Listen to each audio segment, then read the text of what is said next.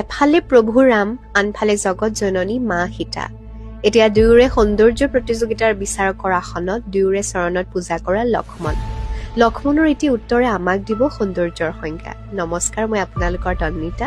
এই ভিডিঅ'টো চাই আহক আমি অনুভৱ কৰোঁ সৌন্দৰ্যৰ পৰিভাষা। এবাৰ ভগৱান শ্ৰীৰামে লক্ষ্মণক ক'লে যে তেওঁ আৰু সীতাৰ মাজত এটা বিবাদ হৈছে, লক্ষ্মণে ইয়াৰ বিচাৰ কৰিব লাগে। লক্ষ্মণে মানি ল'লে। শ্ৰীৰামে ক'লে, মই কৈছো যে মোৰ চৰণ দুখন সুন্দৰ আৰু সীতাই কৈছে যে তেওঁৰ চৰণ দুখন সুন্দৰ। এতিয়া তুমি সিদ্ধান্ত লোৱা যে কাৰ চৰণ প্ৰকৃততে সুন্দৰ। লক্ষ্মণে ক'লে, আপুনি মোক এই ধৰ্ম সংকটত নেপেলাব দাদা। তেতিয়া শ্ৰীৰামে বুজাই ক'লে, তুমি নিৰ্ভয়ে কোৱা কাৰ চৰণ সুন্দৰ। ৰামৰ চৰণলৈ আঙুলিয়াই লক্ষ্মণে ক'লে, হে মাতা, এই চৰণতকৈ আপোনাৰ চৰণহে সুন্দৰ। এই কথা শুনি মাতা সীতা সুখী হ'ল।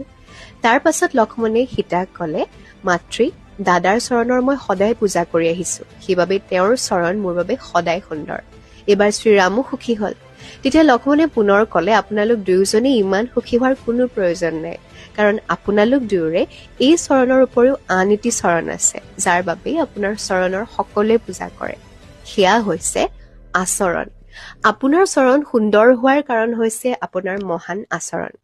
কাহিনীটোৰ মূল শিক্ষা এয়ে যে শৰীৰৰ সৌন্দৰ্য বা বাহ্যিক ৰূপতকৈ আমাৰ আচৰণ বা চৰিত্ৰহে অধিক গুৰুত্বপূৰ্ণ।